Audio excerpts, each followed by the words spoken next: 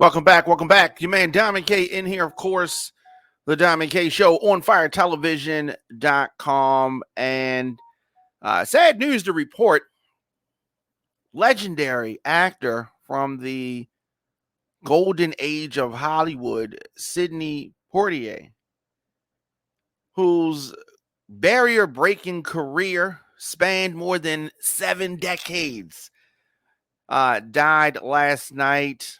He was 94 years old. In 1964, he became the first black man to win an Oscar for the Best Actor for his performance in Lilies of the Field.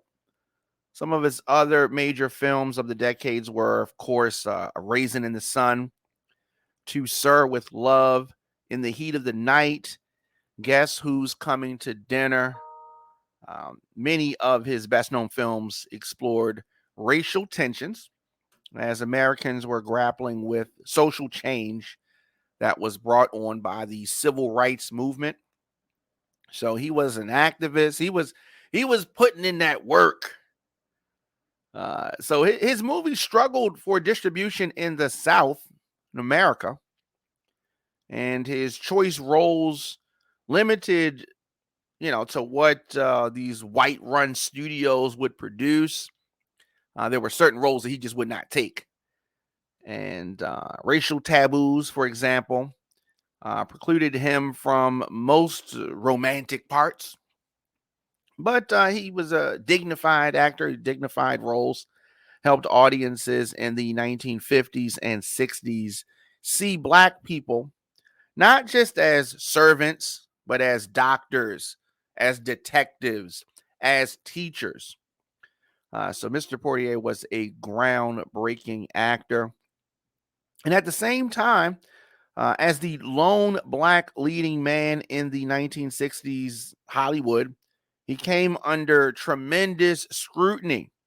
He was often hailed as a noble symbol of his race and endured criticism from some black people who said that he had betrayed them by taking these sanitized roles that some people thought were pandering to white people. But he was a proud black man, the youngest of 7 children. Poitier was born several months premature in Miami on February the 20th, 1927. He was so tiny that he could fit in his father's hand. His parents were tomato farmers who often traveled to and from Florida and the Bahamas. He was actually not expected to live. His mother consulted a palm reader who, kind of quelled her fears. She told his mother, "Don't worry about your son; he will survive. Don't worry about your son; he will survive." And survive he did. Sidney Poitier refused to take roles that he felt were demeaning. His first movie was 1950's No Way Out, and he played a young doctor who must treat a racist patient. Now, for a dark-skinned actor in the 1950s, finding complex roles was difficult. It was difficult. Black people were new to Hollywood at this time. There were almost no frames of reference, except a stereotypical one-dimensional character. Sidney Poitier told Oprah Winfrey. Now, early on, Poitier made a conscious decision to reject roles that weren't consistent with his values or that reflected badly upon his race. One of the things that was really great about him was that when he was a struggling young actor, he turned down a role that paid $750 a week because he did not like the character, a janitor who didn't respond after thugs killed his daughter and threw her body on his lawn. Refused to play that role. Even at $750 back in that time was a whole lot of money. Some people might take that role now, right? Sidney Poitier, not one of those people, did not do that. Still, by the late 1950s, Poitier was struggling trying to find regular acting work. He first appeared in the Broadway production of A Raisin in the Sun in 1959 and starred in the movie version 2 years later. Legendary film there. Then came Lilies of the Field, The Greatest Story Ever Told, A Patch of Blue. And in that one, his character had a romance with a blind white woman. That was controversial at the time, no doubt. Definitely controversial. Racism was horrendous, but there were other aspects to life, Poitier told Oprah Winfrey. There are those who allow their lives to be defined only by race. I correct anyone who comes at me only in terms of race, he said.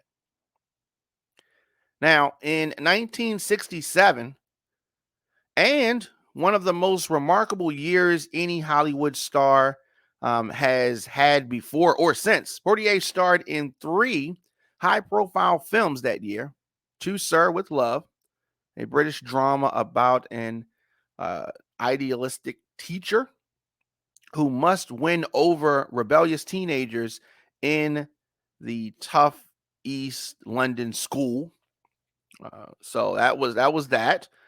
Now, at this time, Poitier was commanding a whopping $1 million a movie. This is in 1967. And filmmakers weren't sure that they could afford to hire him. So they struck a deal to pay the actor scale, which is the minimum legal amount in exchange for a percentage of the movie's box office grosses. Now, that is large for him, getting a piece on what they call the back end. Now, this is common in Hollywood today, but it was a radical idea at the time and a very savvy one for Poitier. Showed his business sense. It showed that he was thinking about this on a deeper level. To Sir with Love became a big hit and earned him a huge payday. Huge payday. Next up was In the Heat of the Night, which gave Poitier his most enduring role. He played Virgil Tibbs, a homicide detective passing through Mississippi when he was detained by a bigoted white police chief as a possible suspect in a murder.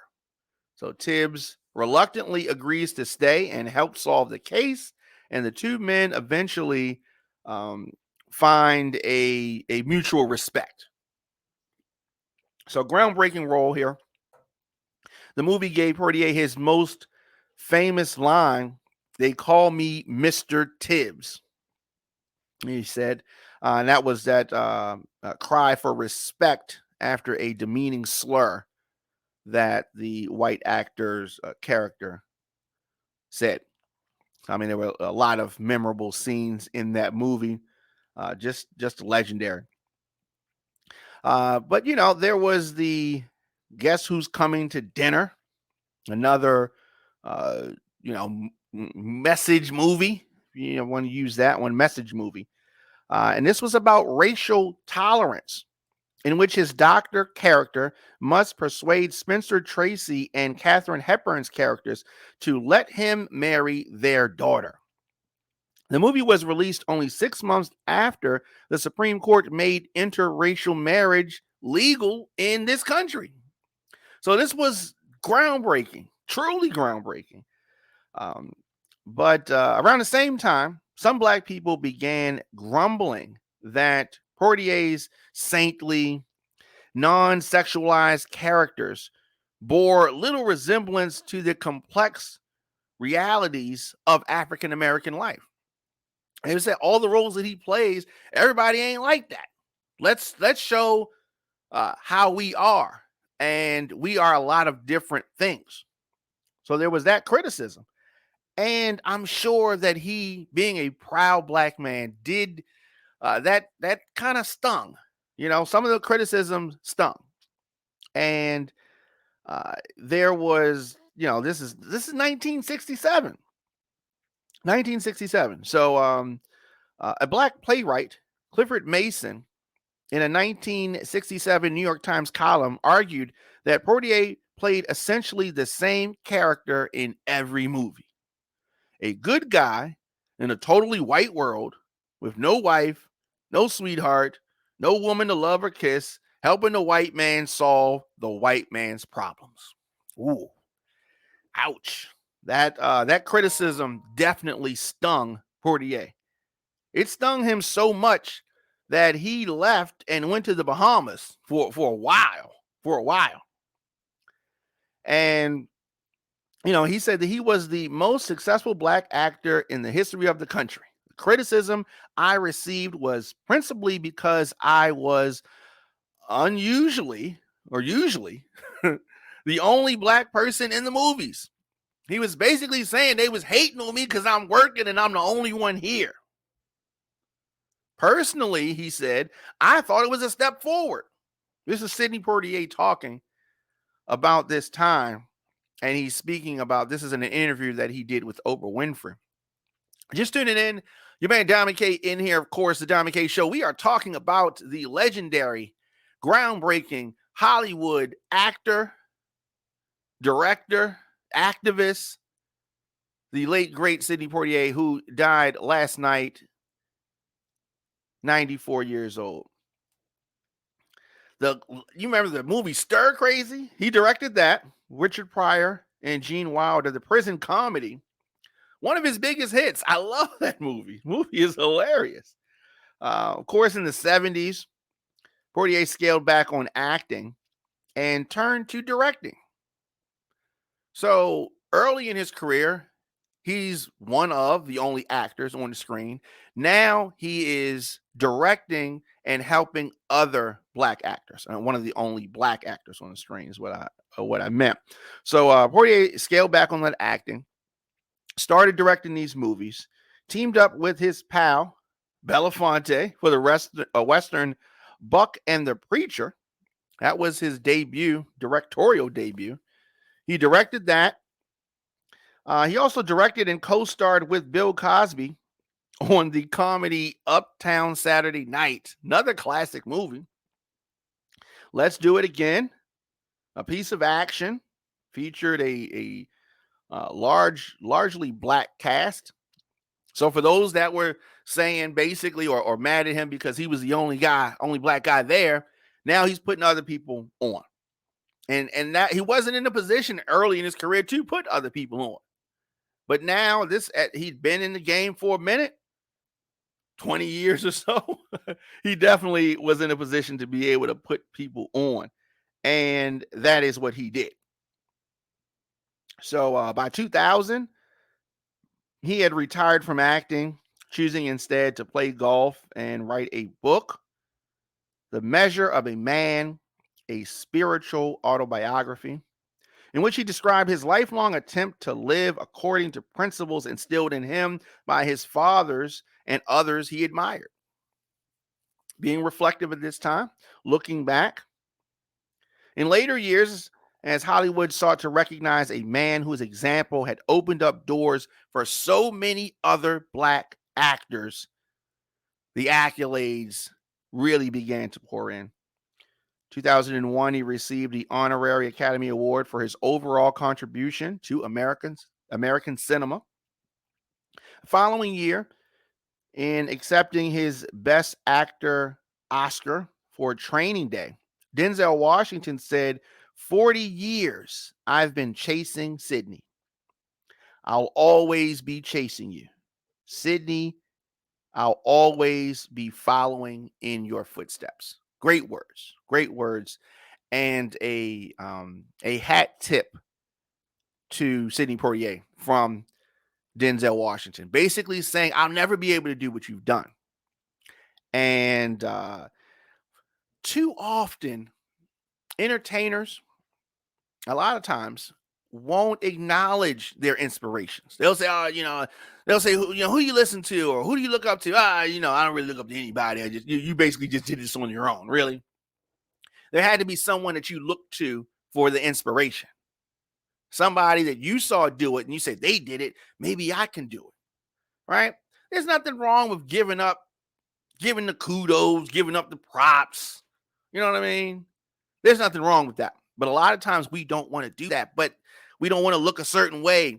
We don't, but that's not a sign of weakness. And you saw Denzel Washington, who is a great actor, giving up for the late Sidney Poitier. Obviously, he wasn't late at that time, but we're talking about a legend who passed away last night. And a lot of awards, a lot of recognition. 2009, President Obama awarded Poitier the Presidential Medal of Freedom, the nation's highest civilian honor, the highest one, saying that it's been said that Sidney Poitier does not make movies, he makes milestones of artistic excellence, milestones of American progress. That's what former President Obama said about Sidney Poitier. Now, besides his Oscar win, he was the recipient of other major honors: BAFTA, 2 Golden Globes, Grammy, Screen Actors Guild Lifetime Achievement Award, Kennedy Center honors. Lot.